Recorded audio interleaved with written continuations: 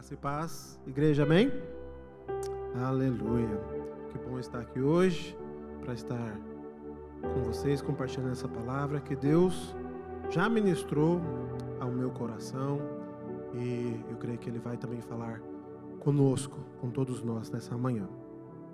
Então, sem mais delongas, eu gostaria, porque eu tenho aqui quase um livro aqui para esboçar para vocês essa manhã, tô brincando, mas eu gostaria que a gente abrisse no livro de 2 Samuel, no capítulo 6, nós vamos ler do versículo 1 em diante.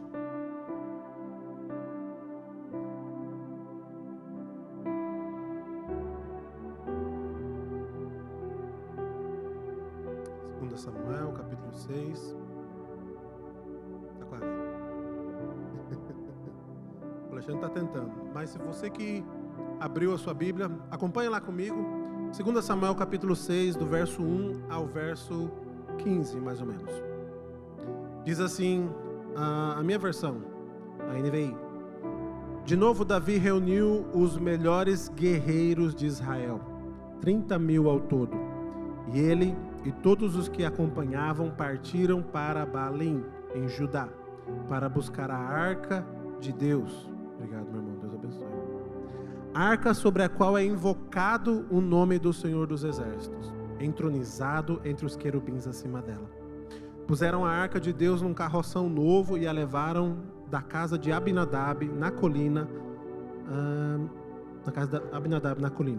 Uzá e Aiô, filhos de Abinadab, conduziam o carroção com a arca de Deus, e Aiô andava na frente dela. Davi e todos os israelitas iam cantando e dançando perante o Senhor, ao som de todo tipo de instrumentos de pinho, harpas, liras, tamborins, chocalhos e símbolos. Quando chegaram à eira de Nacon, Uzá esticou o braço e segurou a arca de Deus, porque os bois haviam tropeçado. A ira do Senhor se acendeu contra Uzá por seu ato de irreverência. Por isso Deus o feriu, e ele morreu ali mesmo, ao lado da arca de Deus. Davi ficou contrariado porque o Senhor, em sua ira, havia fulminado Uzá. Até hoje naquele lugar é chamado de Pérez Uzá. Naquele dia, Davi teve medo do Senhor e se perguntou: como vou conseguir levar a arca do Senhor? Por isso, ele desistiu de levar a arca do Senhor para a cidade de Davi. E, em vez disso, levou-a para a casa de Obed-edom, de Gate. A arca do Senhor ficou na casa dele por 3 meses, e o Senhor abençoou e toda a sua família. E disseram ao rei Davi: o Senhor tem abençoado a família de Obed-edom, tudo que ele possui, por causa da arca de Deus. Então Davi, com grande festa, foi à casa de Obed-edom e ordenou que levassem a arca de Deus para a cidade de Davi. Quando os que carregavam a arca do Senhor davam 6 passos, eles sacrificavam um boi e um novilho gordo. Davi, vestindo o colete sacerdotal de linho, foi dançando com todas as suas forças perante o Senhor, enquanto ele e todos os israelitas levavam a arca do Senhor ao som de gritos de alegria e de trombetas. Amém? Até aí tá bom?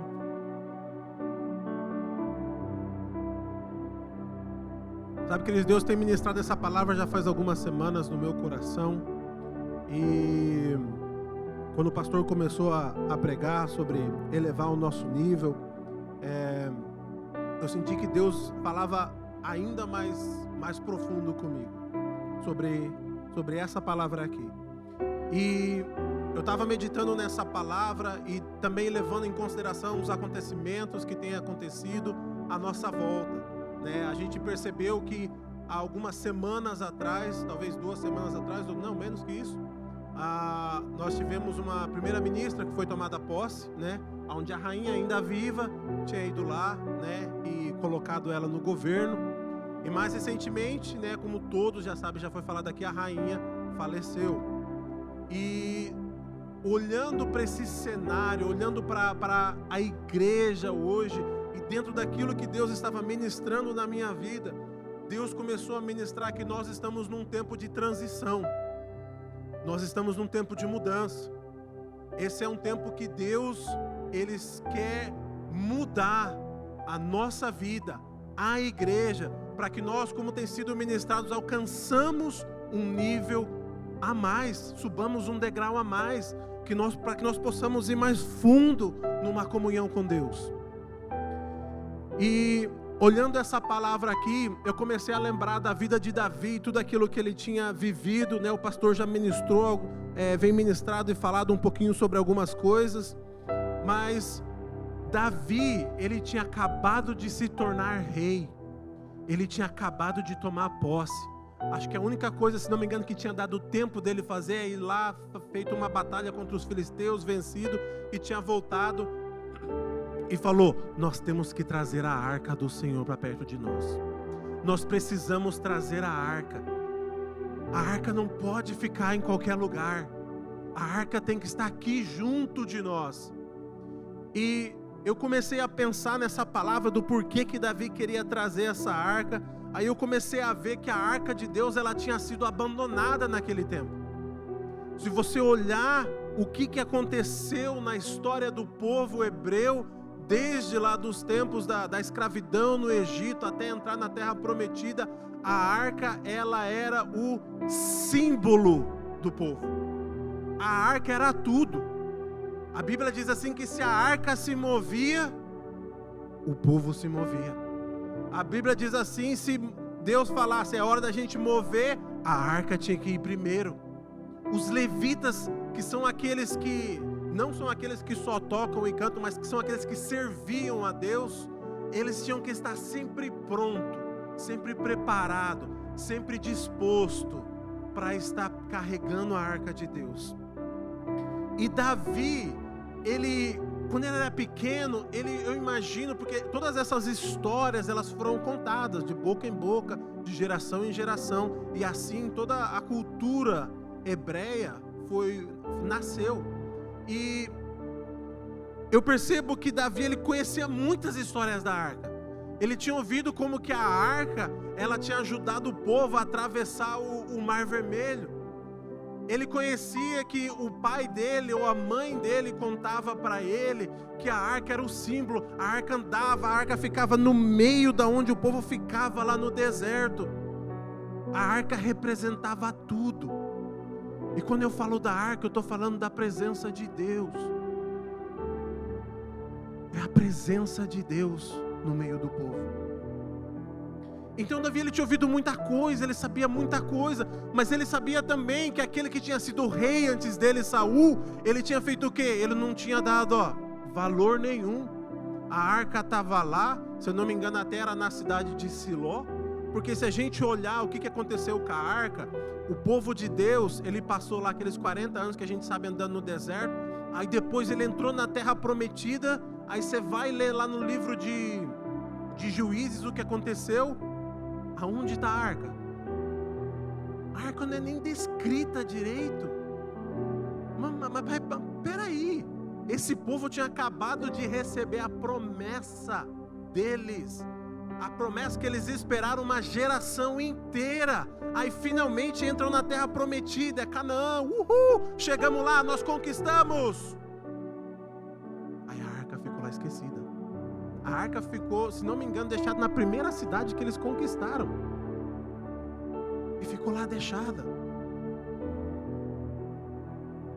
Sabe, isso me ensina uma coisa muito importante. Às vezes nós vivemos pela promessa. Nós andamos pensando na promessa, nós oramos pela promessa. E até uns anos atrás, tinha umas bandas que cantavam música só da promessa. Você lembra?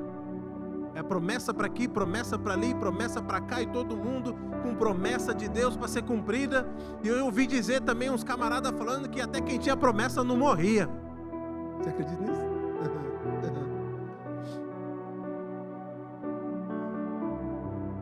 E sabe, eu acho assim incrível que quando eles conquistaram a terra, depois de todo aquele sofrimento, cada um daí pegou, a Bíblia diz assim, acho que a Bíblia é bem clara, a Bíblia diz assim que cada um foi para suas casas.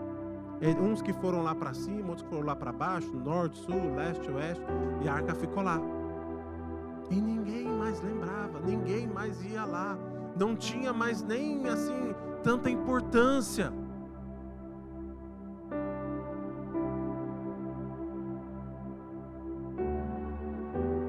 O que nós temos feito, irmão, com a presença de Deus? Que maneira nós temos carregado aquilo que Deus colocou dentro de nós? Porque a presença de Deus está aí, está dentro de você. Se um dia você falou, Jesus, eu te quero, amém, tu és o meu Senhor, meu Salvador, o Espírito Santo veio, fez morada, Ele está aqui dentro, mas o que eu tenho feito com ela? Será se eu estou orando tanto às vezes por alguma promessa ou por algo que Deus me diz, mas quando eu chegar lá eu vou esquecer daquilo que realmente me trouxe até ela?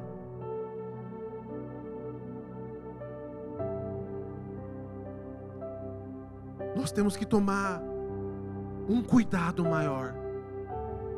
Deus está falando para nós que nós queremos, obrigado, querido, que nós queremos, que Ele quer, melhor dizendo, que nós tomemos um cuidado maior com a maneira como nós tratamos a presença de Deus. A presença de Deus não é qualquer coisa, irmão. Não é qualquer coisa. Davi, ele reuniu 30 mil homens.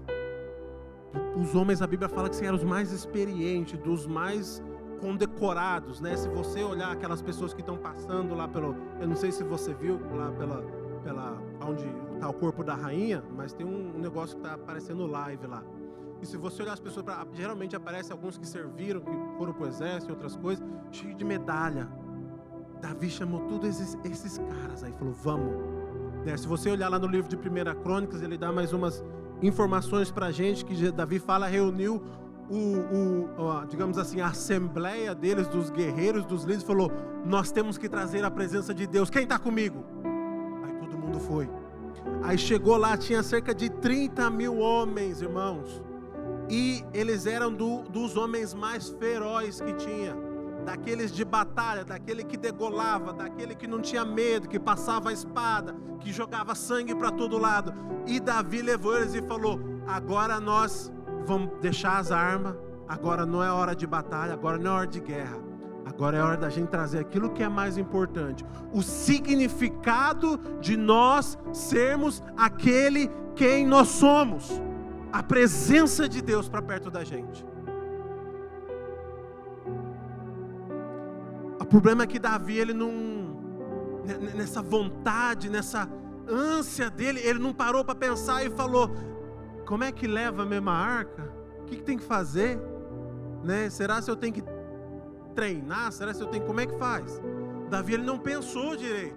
Aí o que Davi fez? Davi, ele seguiu o modelo dos filisteus, porque se você ler a história, os filisteus, há um tempo atrás, eles tinham tomado a arca e tinham levado a arca andou passando por várias cidades lá, quebraram estátuas e tudo mais. E a arca depois começou a amaldiçoar o povo filisteu e eles mandaram ela embora, botaram em cima de como fala aqui, um carroção. Na minha cidade eu acho que seria mais uma carroça. Uma carroça. 2 bois na frente e os bois foram sozinhos, lá para dentro do território israelense. E eu acho interessante que Davi tomou o modelo dos filisteus e falou, ok, eles vieram, a arca vem em cima de uma carroça de boi. Então o que eu vou fazer?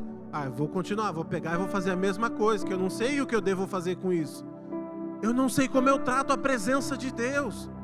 Eu não sei como que eu faço para mim chegar diante de Deus e oferecer de repente algo aceitável para Ele. Mas como é que é esse negócio? Como é que eu devo me comportar? O que eu tenho que fazer? Aí aconteceu o pior. Uma pessoa morreu, porque ninguém sabia o que fazer. Eu acho interessante que havia levitas, havia sacerdotes, pessoas que estavam com a arca há anos e ninguém sabia o que fazer. Ninguém. Se não me engano, a arca tinha ficado na casa de Abinadab, que é essa pessoa que é comentada aqui, eu não sei se é no 3º ou no 4º versículo. 70 anos. 70 anos. e não aprendeu a lidar com a presença de Deus. Sabe, querido, isso é algo muito importante, porque às vezes nós temos levado a nossa vida de uma maneira que não é a maneira como Deus projetou para que a presença dele seja guardada aqui dentro, mas nós temos levado de qualquer maneira. A gente acha que da maneira como nós estamos vivendo está bom, mas Deus está falando assim, não existe certas coisas que eu quero de você. Você quer carregar a minha presença? Você quer estar na minha presença? Existem certas coisas que é necessário você e eu estarmos fazendo. É um estilo de vida, é uma maneira de nós nos comportarmos diante de Deus. Uzá, ele era um dos filhos de Abinadab, que servia, a arca estava lá na casa dele, o dia todo, o tempo todo. Se tinha que oferecer qualquer coisa, era Abinadab e os filhos dele, Uzá e mais o nome do outro que eu esqueci, Aiô, e era eles que ofereciam, mas nunca souberam como oferecer, como chegar diante de Deus, se aproximar. E o primeiro ponto que eu quero destacar aqui é sobre a presença de Deus.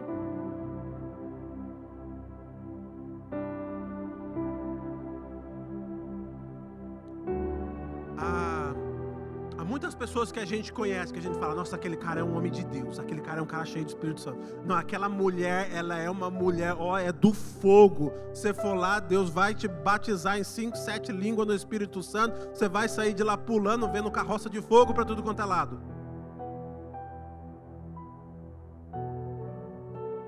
E a gente gosta de ver essas pessoas, aquele cara, aquela mulher que está lá, trazendo a presença de Deus, mas às vezes a gente não quer.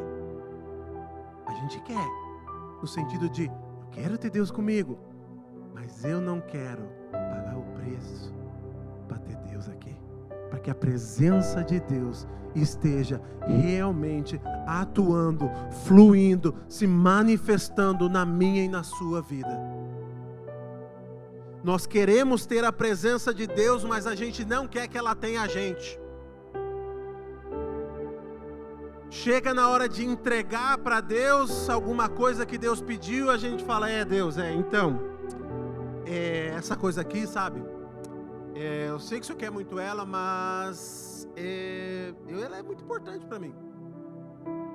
Ou chega a hora da gente deixar alguma coisa que a gente tem feito, que não tem agradado a Deus, um pecado, uma maneira de viver, aí Deus fala, está na hora de você parar com isso, meu filho, minha filha. Aí você fala, Deus, eu até quero.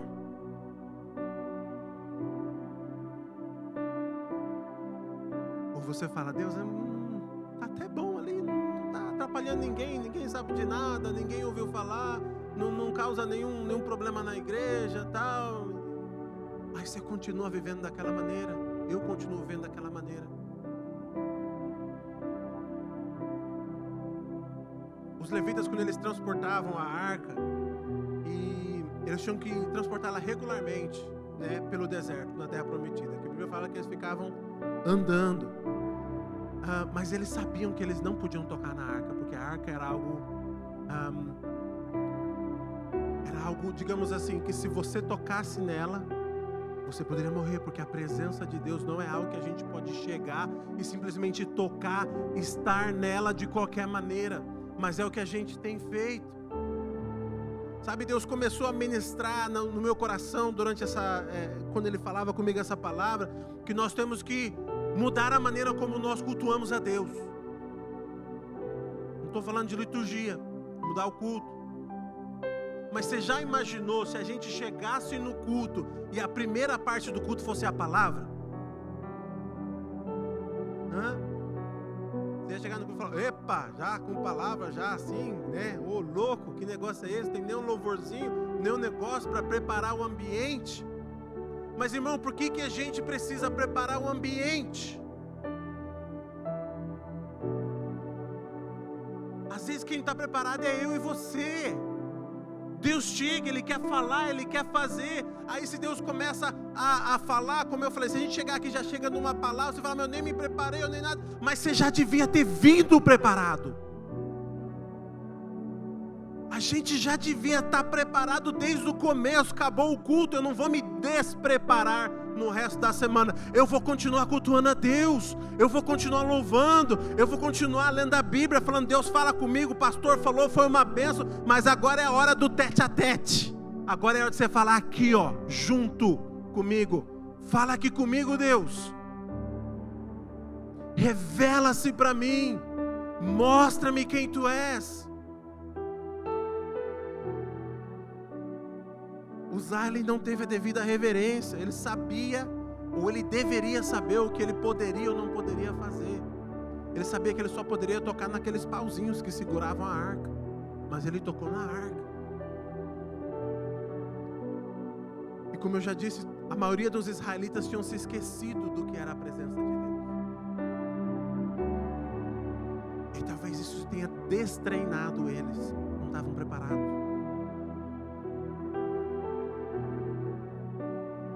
E até de certo modo os israelitas esqueceram da presença de Deus. Porque a arca ficou abandonada. Você começa a ler lá 1 Samuel, você não vai ver a arca, você não vai estar falando da arca como a gente vê nos 5 primeiros livros da Bíblia, que a arca ia na frente, tinha uma batalha, estava lá a arca, tinha um negócio difícil, estava lá a arca. Aí nós desejamos, nós queremos a presença de Deus, assim como os israelitas daquela época, mas a gente não quer sair da nossa zona de conforto. Ah, tá bom aqui. Não, esse negócio de ficar orando todo dia é chato, cansa. Esse negócio de ficar lendo a Bíblia, tem hora que eu pego lá uma genealogia e eu falo, Deus, o que eu faço agora? Como é que Deus vai falar comigo? No fulano que gerou ciclano, que gerou beltrano, que gerou não sei quem. E às vezes a gente se perde, a gente fala, Deus, como que é isso? Sabe, nas nossas tarefas e compromissos, dos mais diversos que a gente tem, a gente enche a nossa agenda de coisas para a gente fazer, mas a gente não lembra de tirar um tempo. Os levitas, eles tinham que se preparar, os sacerdotes, eles tinham que viver preparado, que era, chegou a hora, levantou o acampamento, põe a arca aqui no lombo, vamos andar, porque Deus está mandando ir. Nós temos que viver uma vida preparada com Deus, diante de Deus. Sabe, é preciso haver uma entrega para que a presença de Deus ela esteja enchendo as nossas vidas. É preciso haver um sacrifício como havia diante da arca, para que o nosso Deus ele seja o primeiro das nossas vidas. Nós temos ouvido que Deus quer nos levar para algo a mais. Deus tem nos chamado para algo maior. Deus ele quer fazer muito mais do que ele fez até agora. Há muito mais de Deus para mim e para você. Só que a gente vai ter que tomar um passo. Às vezes é um passo de fé, às vezes é um passo difícil. Eu quando lembro o passo de fé, eu penso no Indiana Jones. Quem já assistiu Indiana Jones aqui? Você lembra daquela parte que ele tinha que atravessar e tinha uma ponte que ele não via? Você lembra? Aquele filme velho, tá, irmão? Desculpa eu revelar minha idade aí. Mas ele tinha que atravessar uma ponte e que ele não sabia se tinha ponte ou não.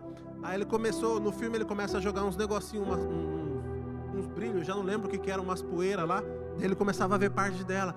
Mas andar pela fé é isso, é eu dar um passo sem saber o que Deus vai fazer depois, ou para onde que é o próximo passo, se é para a esquerda, se é para a direita.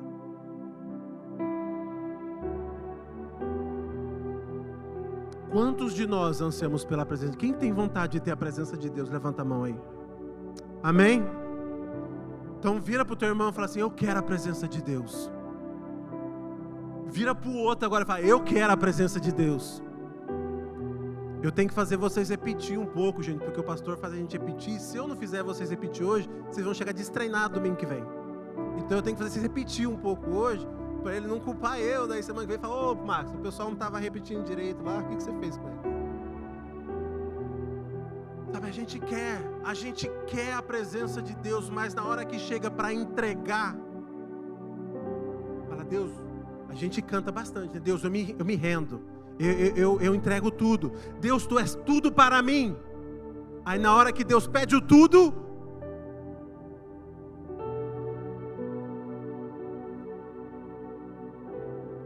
no Salmo 84, no verso 2 e no verso 10, É um salmo muito lindo, e depois você dá uma lida em casa.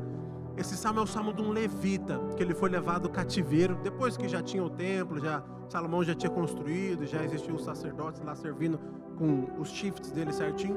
Esse era um levita que tinha sido levado cativeiro. E ele estava, se não me engano, talvez até na Babilônia. Aí ele fala assim: Deus, a minha alma anela e até desfalece pelos teus átrios. Ele sentia falta da presença de Deus. Ele falava assim: eu prefiro ficar um dia como aquele que segura a porta no teu templo do que ficar 1000 dias em outro lugar. Você sabe que é ansiar por Deus dessa maneira, que você fala: Deus, eu te quero tanto que eu faço qualquer coisa para ter você aqui hoje, para ter você na minha vida, para ter você todo dia. Davi, ele estava tentando cultivar a presença de Deus, mas ele teve um problema sério, porque ele quis trazer a maneira como os filisteus, que eu aqui represento para mim como sendo pessoas do mundo, ele quis manusear, respeitar, reverenciar a presença de Deus da mesma maneira que o pessoal no mundo reverencia. Ou seja, não reverencia, fazem de qualquer jeito. E é isso que a gente tem feito às vezes. É isso que Deus falou comigo. Não pode ser de qualquer maneira, Max. Você não pode estar fazendo isso de qualquer maneira. É preciso uma entrega maior. É preciso que você vá mais fundo. É preciso que você tire às vezes forças da onde não tem, para que você esteja na minha presença. Sabe, irmãos, Deus tem uma maneira muito... como é que eu vou dizer? Complicada. O meu relacionamento com Deus é complicado, porque Deus, ele tem um negócio de ficar me chamando para orar bem nas horas que eu não quero. Eu falo: Deus, não, Deus, agora não. Agora estou aqui, estou saindo, vou sair, vou passar um dia fora, vou passar umas férias. Não, filho, peraí, só mais um pouquinho. Só mais um pouquinho. Às vezes dá 11 horas, meia-noite, eu vou para a cama e Deus fala: filho, vem aqui, quero falar com você, vem aqui que eu quero que você esteja na minha presença. Eu falo: Deus, já está tarde, Jesus, agora, olha o horário. Teve até uma vez que eu e minha esposa estava recebendo pessoas em casa, e eu estava com esses visitantes lá em casa, e eu senti uma urgência de orar muito grande. Eu falava: Deus, agora não dá, Deus, eu estou com gente aqui. Aí, mas Deus colocava no meu coração, eu te falava: espera um pouquinho, eu só vou ali, eu já volto. Eu fiquei lá no quarto, eu falava: Deus, o que você quer? Mas Deus estava querendo falar, é um relacionamento. Ele quer estar junto, Ele quer estar perto.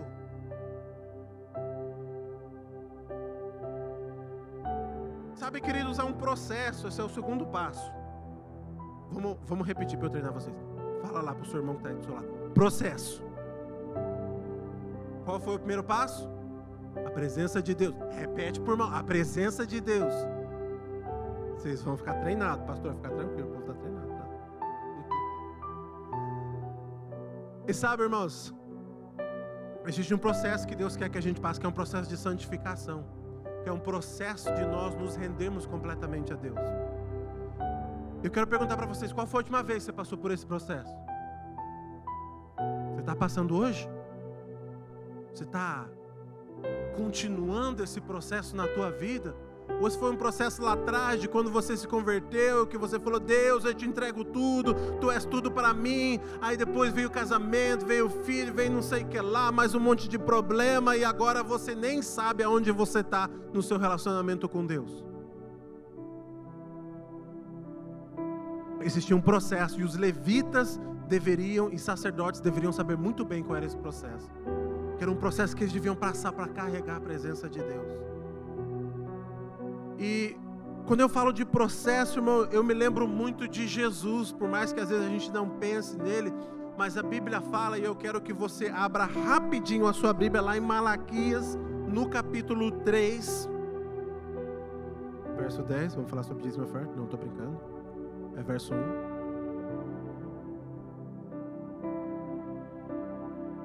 Malaquias capítulo 3, verso 1 a 3. A minha versão diz assim: vejam, eu enviarei o meu mensageiro, que preparará o caminho diante de mim. E então, de repente, o Senhor que vocês buscam virá para o seu templo. O mensageiro da aliança, aquele que vocês desejam virá, diz o Senhor dos Exércitos. Mas quem suportará o dia da sua vinda? Quem ficará de pé quando ele aparecer? Porque ele será como o fogo do ourives e como o sabão do lavandeiro. Ele se assentará como um refinador e purificador de prata, e purificará os levitas e os refinará como ouro e prata. Assim trarão ao Senhor ofertas com justiça. A Bíblia fala que Jesus, Ele é o fogo que purifica. Como havia o fogo que purificava o ouro e a prata e outros metais, Jesus, Ele também é o mesmo fogo. Às vezes a gente vê Jesus só como aquele cara bonzinho, o Senhor, o Messias, né? Aquele que veio, o Filho de Deus. Mas a Bíblia fala que Jesus, Ele é fogo. João Batista, ele dizia que eu vou batizar vocês com água, mas vai vir aquele que vai vos batizar com fogo e com o Espírito.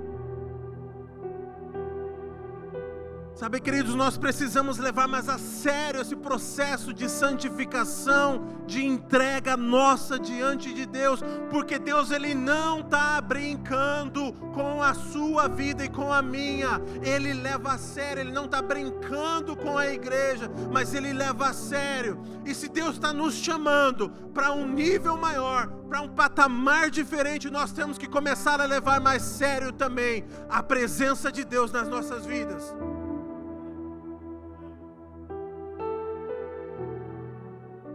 Você já viu como é o processo do ouro? Eu tenho certeza que se você está na igreja há um tempinho, você já ouviu alguém pregar sobre isso. O ouro, ele tem que estar, mas para você que não ouviu, eu vou falar, tá? O ouro, ele tem que estar numa certa temperatura, mais ou menos 1150, 1200, para que ele seja purificado e para que todas as substâncias, as sujeiras que não pertencem ao ouro, elas subam para a superfície. Aí você consegue ver lá no processo, quando você está esquentando o ouro. Mas eu acho interessante que não é só o fato de estar lá o fogo queimando e levantando toda aquela sujeira, irmão, porque o que Jesus veio para fazer foi isso. Ele veio para nos purificar. Olha o que a palavra está falando. Ele é como fogo e ele vai se assentar. Não tem pressa nenhuma. Não tem pressa nenhuma. Levará o tempo que for necessário, mas Ele vai purificar e vai continuar purificando a minha e a sua vida. Aleluia. Deus, Ele é santo, irmão. Ele é santo. O que eu acho mais interessante, que eu nunca ouvi falar, e eu estava estudando sobre isso, é que no processo de purificação do ouro, né, aquelas substâncias sobem para a superfície, que elas têm que ser removidas depois. E essa é uma das partes mais difíceis, porque você tem que esperar o ouro secar, né, ele sair aquele calor dele, ele esfriar. Aí depois vem um processo mais difícil. Para tirar a sujeira, você tem que serrar, você tem que limar, você tem que lixar, e depois você tem que polir. E talvez, se você andar com Deus, você está pertinho de Deus, uma das coisas mais gostosas que você vai descobrir é que dentro desse processo a gente perde ouro. Você sabia? A gente perde ouro.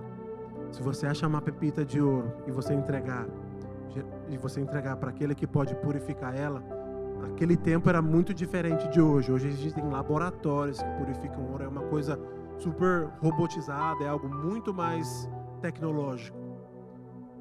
Mas naquele tempo era diferente.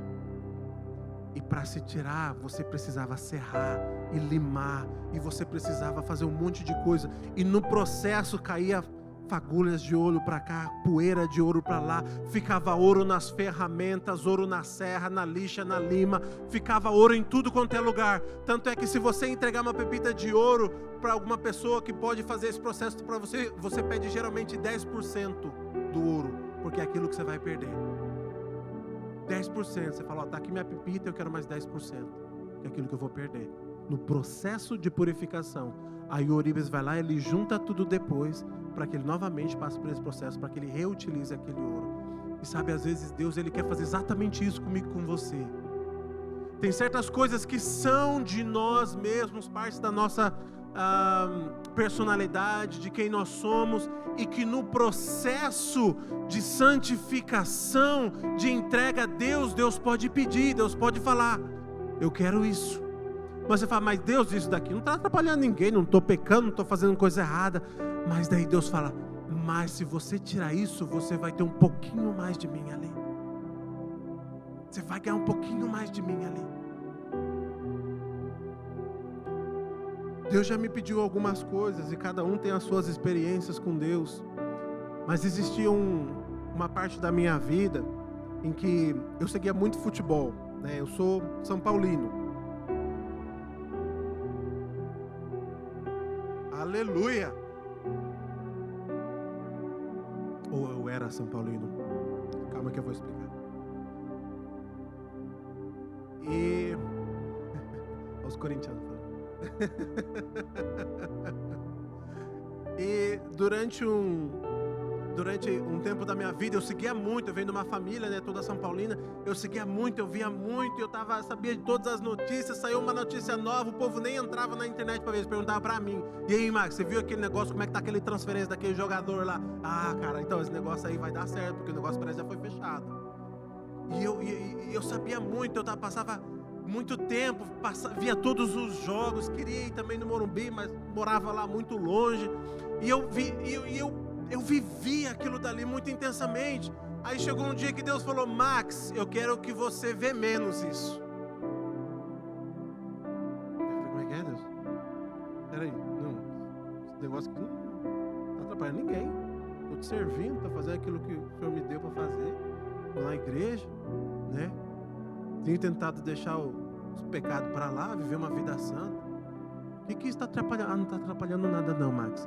Mas que se você der para mim, eu vou dar o que eu tenho de mim para você. E Deus pediu, Max,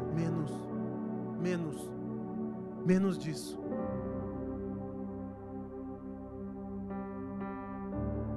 E eu vi certas coisas que Deus também pediu depois, e que eu falava, Deus, mas não tem nada de errado com isso. Mas Ele falava, mas se você der para mim esse tanto que você tem aí, eu dou para você mais um pouquinho de mim para você.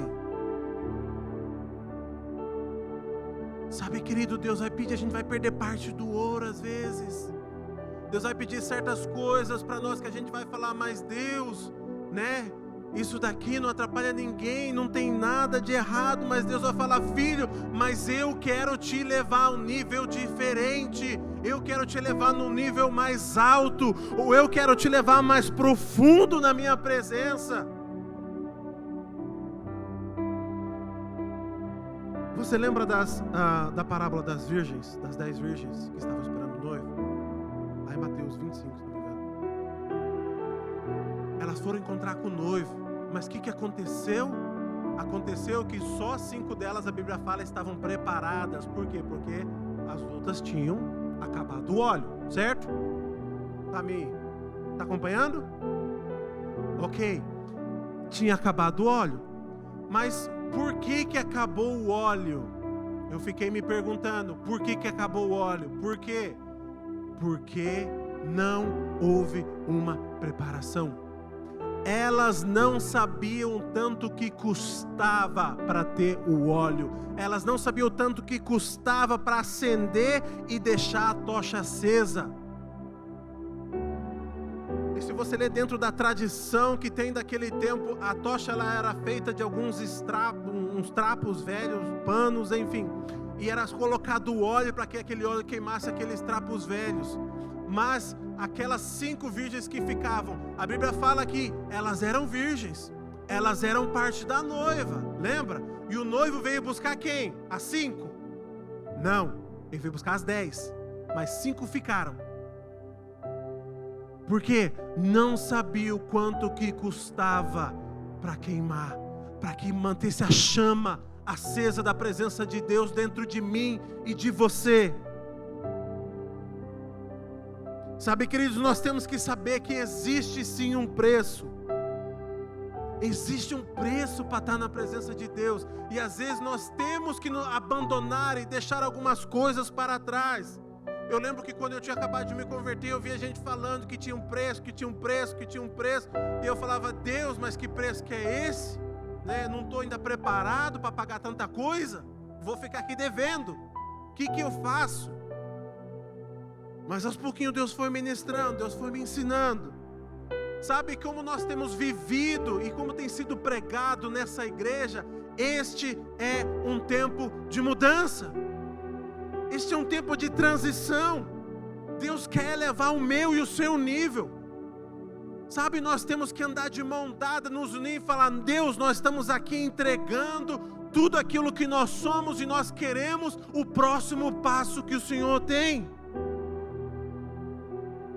Isso me leva ao terceiro passo, que é o sacrifício. Vira por mão que você não virou ainda, fala sacrifício. Se você não tem problema nas costas, vira para trás, fala sacrifício. Aleluia. Como eu vou manter acesa essa chama? Como eu vou manter acesa essa chama?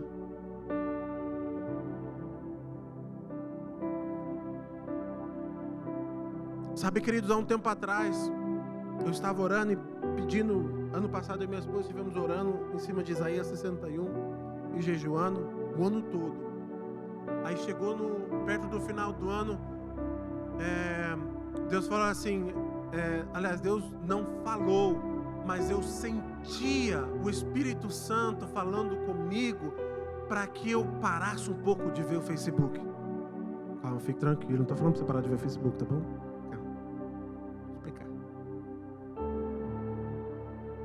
E Deus falou, eu senti uma urgência. Eu via Facebook, não é que eu era, digamos assim, viciado, mas eu via, passava um bom tempo ali.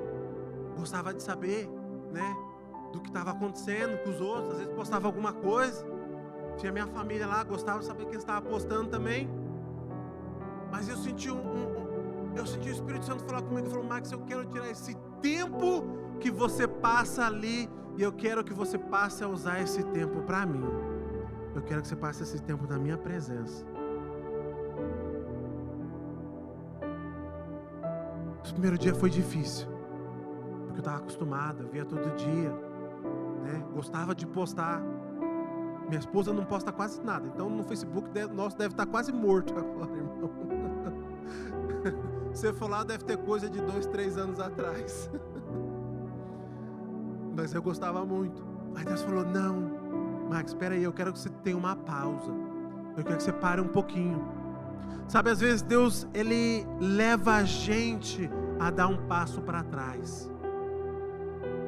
O sacerdote, quando ele entrava dentro do lugar santo dos santos, ele não entrava de frente. Como que ele entrava? De costas. Na presença de Deus.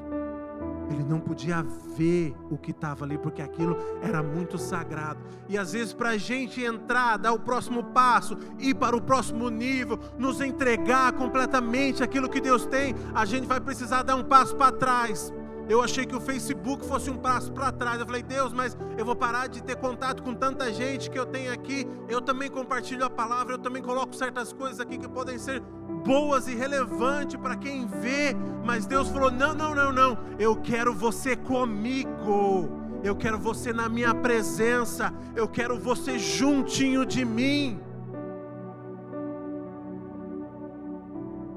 Aleluia. Aleluia.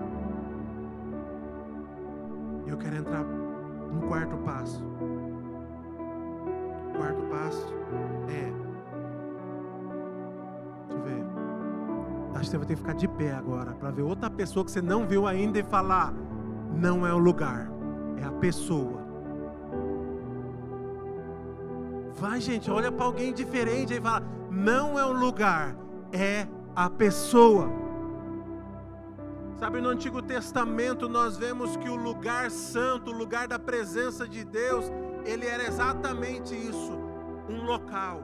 Ele era aquele espaço que tinha. E o que eu acho muito engraçado é que o Santo dos Santos, ele não era o maior espaço do tabernáculo, ele era o menor. Eu vou deixar o Espírito Santo ministrar isso na sua vida, que eu não vou falar o que isso significa para você. Era o menor lugar. Em João, no capítulo 6, abre lá rapidinho. João capítulo 6, versos 66 a 68.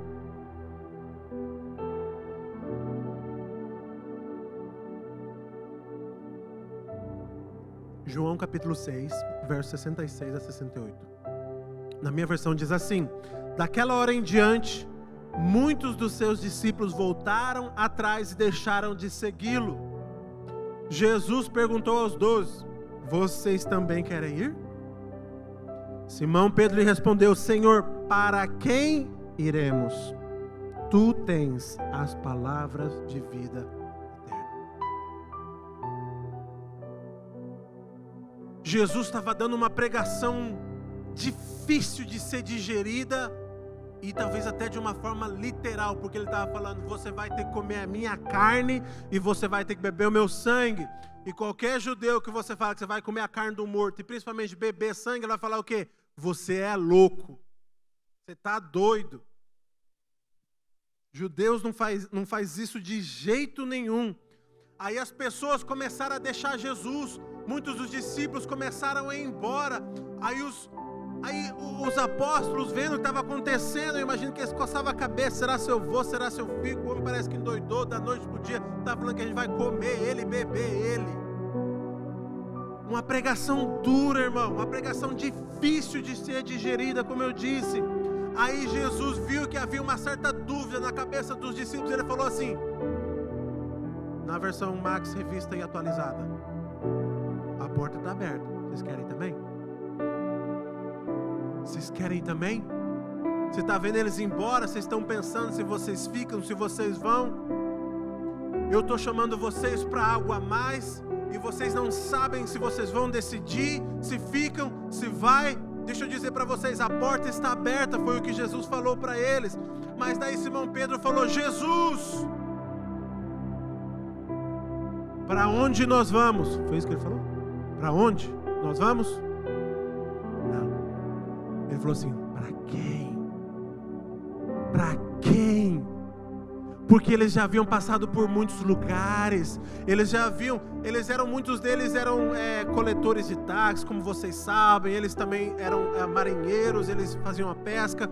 Então ele fala: Jesus, nós já fomos em muitos lugares, lá na minha casa é bom, eu gosto, eu chego lá, eu descanso, eu tenho uma certa intimidade com o povo da minha casa, mas lá é bom, mas lá não é igual estar com você.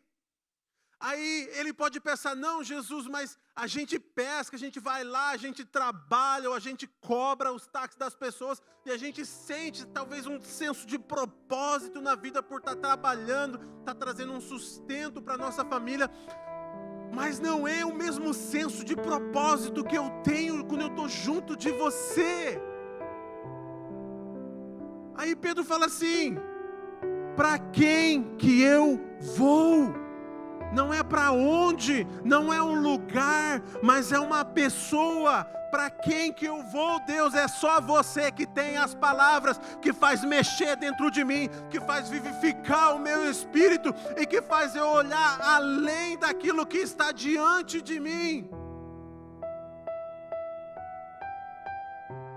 Sabe, Deus não ungiu Davi e falou para ele: na primeira oportunidade que você tiver, você vai trazer a arca, tá bom?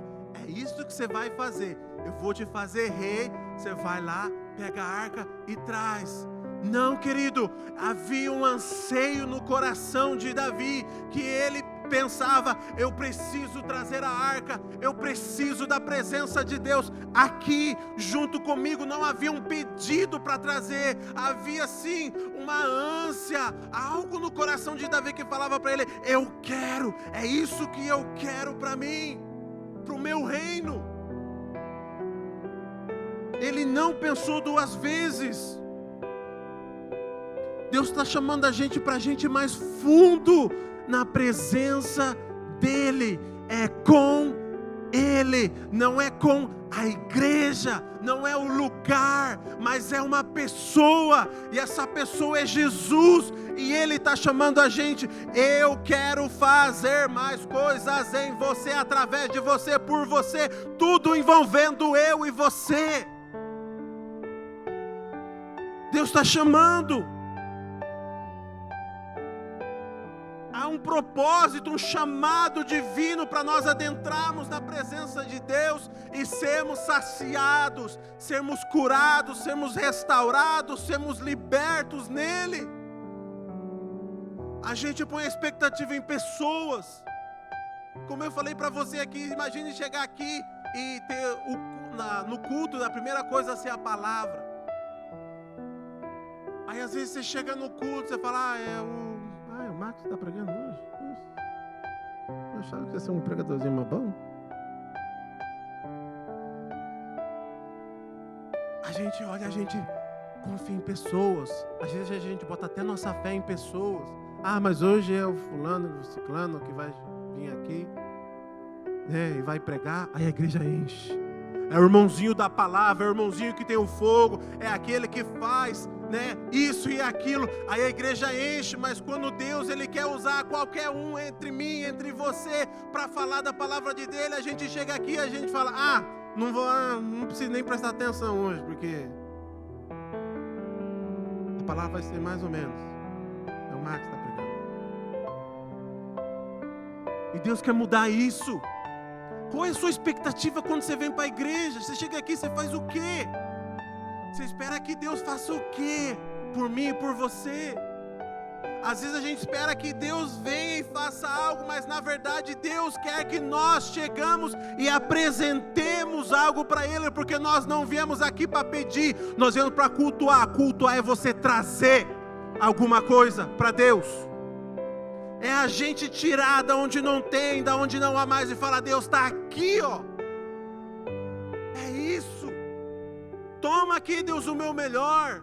Estou cansado, está difícil, tive problema, não dormi direito, tive problema no trabalho. Deus, mas está aqui, eu vou cultuar você. Eu não vim aqui para receber, eu vim aqui para dar. Aleluia. Deus não quer encher a igreja de gente. Deus quer encher a igreja da presença dEle. Porque onde há a presença de Deus, irmão, a mudança, a diferença, as pessoas vêm.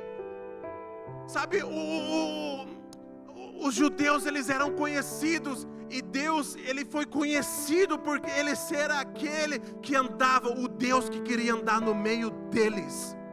O Deus que queria estar junto, não importava o que.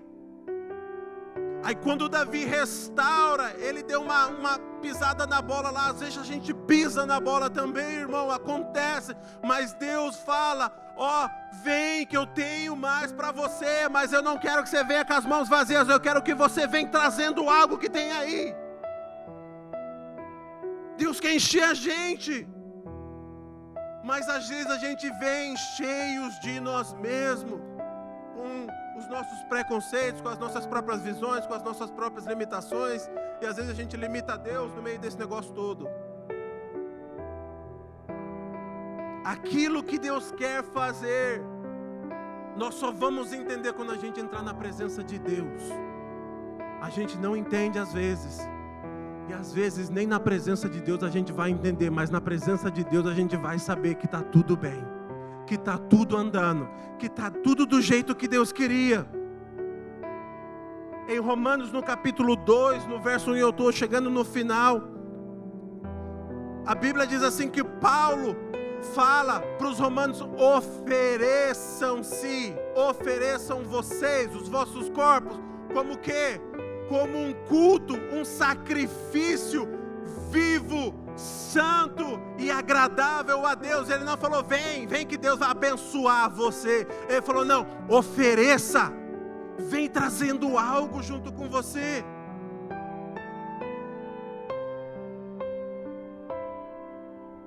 Nós precisamos mudar a maneira como nós vemos isso. Sabe, o rei Davi, quando ele cometeu um dos piores pecados da vida dele, que ele lá traiu, lá, e foi lá com a Betseba, e teve aquele negócio todo, matou o marido dela, que você provavelmente já conheceu. Se não conheceu, depois você vai ler lá na palavra. A Bíblia diz assim, que veio o profeta Natan, confrontou ele, e ele ficou falando, né, se eu pegar esse cabra não pode fazer uma coisa dessa. E quando o profeta Natan falou, esse cabra é você de quem eu estou falando. Ele se arrependeu amargamente. E ele escreveu um dos salmos mais lindos que a gente conhece, e ele falava: cria em mim, ó Deus, um coração puro e um espírito inabalável. Sabe, Deus está nos chamando para algo a mais. Deus está chamando está chamando você. Mas é preciso a gente dar o primeiro passo. É preciso a gente chegar e querer oferecer para Deus aquilo que Ele tem. É preciso a gente querer mudar, não só aquilo que a gente quer mudar, mas aquilo que Deus quer que a gente mude. Fique de pé.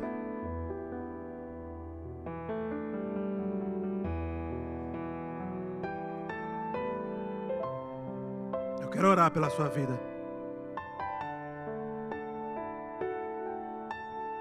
Sabe, a presença de Deus, ela é tudo, irmão. A gente não pode continuar tratando ela do mesmo jeito. A gente não pode continuar vivendo da maneira como nós temos vivido, tratando Deus de qualquer maneira, dando só os restos, dando só as migalhas, dando só aquele tempinho que sobra às vezes no final do dia. Deus, Ele quer mais. Deus, Ele está chamando a gente para um novo nível, para um novo tempo, para algo diferente. Ele está falando: eu preciso que você venha comigo, mas você tem que também oferecer, você tem que dar. Você não só vem com aquilo que você tem, mas quando você vem e entrega, eu faço, eu coloco dentro de você aquilo que há em mim. Feche os teus olhos. Aleluia, aleluia. Nosso Deus, Ele é um Deus santo.